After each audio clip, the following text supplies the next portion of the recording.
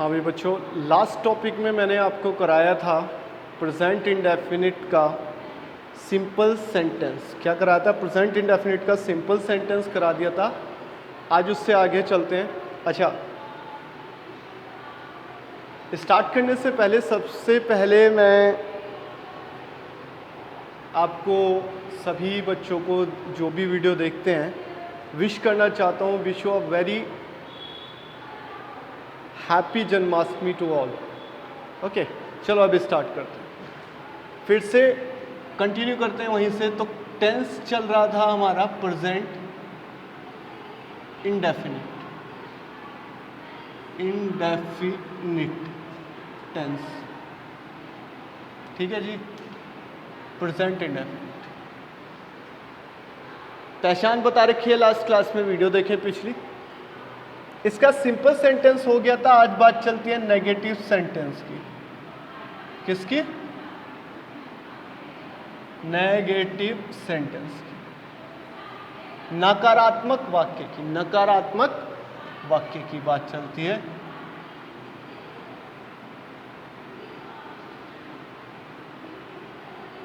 Note दिया होता है, किसी कार्य की मनाही होती है कि भैया मैं नहीं कर रहा ये काम। ठीक है, आप भी बहुत बार कर देते हैं। मम्मी कुछ काम के लिए बोलती है, आप कहते हैं नहीं मैं नहीं कर रहा ये, किसी और से कराओ। तो इसका जो रूल होते हैं, सबसे पहले मुझे रूल पता होना चाहिए। सब्जेक्ट प्लस, हमेशा याद रखना, इंडेफिनिट में सिर्फ सिंपल सेंटेंस को छोड़कर बाकी जितने भी सेंटेंस होते हैं सिंगुलर के साथ लगता है डज और प्लूरल के साथ लगता है डू। तो सिंगुलर सब्जेक्ट है तो लगेगा भाई डज, और प्लूरल सब्जेक्ट है तो लगेगा डू।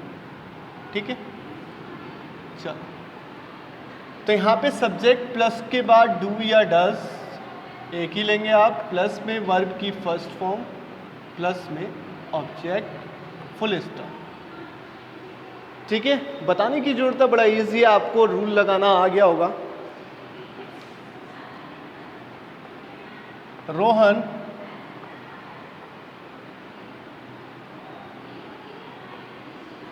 अपने कमरे की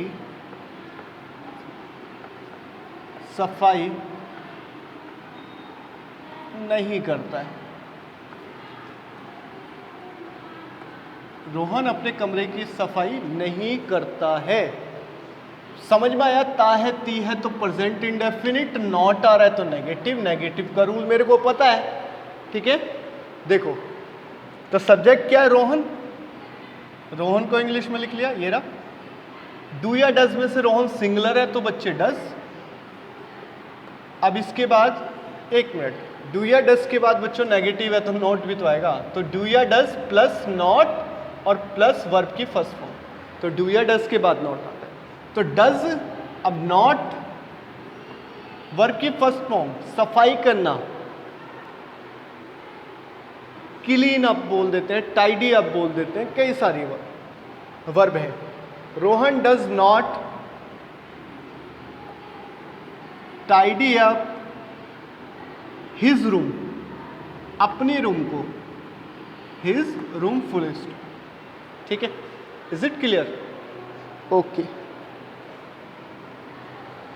अब बात आती है, इसी प्रकार से कितने भी सेंटेंस आप क्रिएट कर सकते हैं। अब बात आती है नेगेटिव नेगेटिव हो गया इंटेरोगेटिव। इसी में थोड़ी सी परेशानी बच्चों को होती है।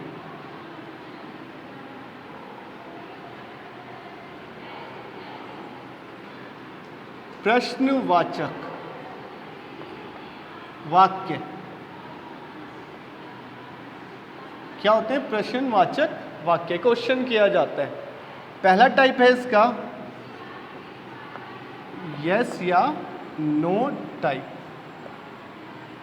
ठीक है, WH वर्ड जब शुरू में आता है, रूल क्या बनेगा? जब भी WH वर्ड शुरू में आए तो आपको हेल्पिंग वर्ब से स्टार्ट करना है। हेल्पिंग वर्ब हमारी क्या है? डू या डज। तो यहाँ पे आप लिख लेंगे डू या does plus subject plus verb की फर्स्ट फॉर्म प्लस ऑब्जेक्ट और प्लस क्वेश्चन मार्क लगाना आप ना भूलें। ठीक है, क्वेश्चन मार्क लगाना नहीं बोलना है भाई। अब इसका जो दूसरा पार्ट होता है WH वर्ड इन मिडल, बीच में जब WH वर्ड आए, ये तो शुरू में था तो हेल्पिंग वर्ब से स्टार्ट करना है, और जब बीच में आ जाए तब क्या करना है, तो जो जब शब्द जो WH वर्ड बीच में आ रहा है उसी को उठा के पहले लिख दो इंग्लिश में। तो इसका रूल क्या बनेगा, WH वर्ड की इंग्लिश पहले, फिर helping verb plus subject plus verb की first plus object plus question. ठीक है जी, तो ये हो गया। टेंस आप कुछ भी क्रिएट कर सकते हैं, सेंटेंस आप कोई भी क्रिएट कर सकते हैं, कोई सा भी बड़ा सिंपल सा सेंटेंस। क्या हम दैनिक कार्य समय पर पूरा करते हैं?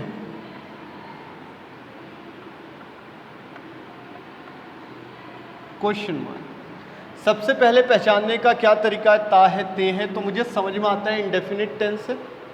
अब दिख रहा है मुझे WH वर्ड शुरू में आ रहा है, तो इंटेरोगेटिव का यस नो टाइप रूल पता चल गया। डू या डज, डू या डज लगता है सब्जेक्ट को देख के, सब्जेक्ट है हम होता है प्लूरल, प्लूरल में लग गया डू, तो डू। सब्जेक्ट है वी, डू वी, वर्ब की फर्स्ट फॉर्म पूरा करना, तो कंप्लीट, डू वी कंप्लीट।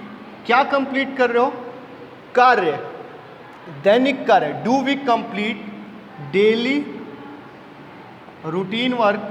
दैनिक कार्य को डेली रूटीन वर्क बोल सकते हैं, या रूटीन वर्क बोल सकते हैं, या डेली वर्क बोल सकते हैं। Daily routine work, daily routine task भी बोल सकते हैं। तो do we complete daily routine work on time, on time, question mark. समझ में आया? प्रैक्टिस करनी है बहुत ज़्यादा। अब इसी को मैं एक अलग तरीके से लिख दूं,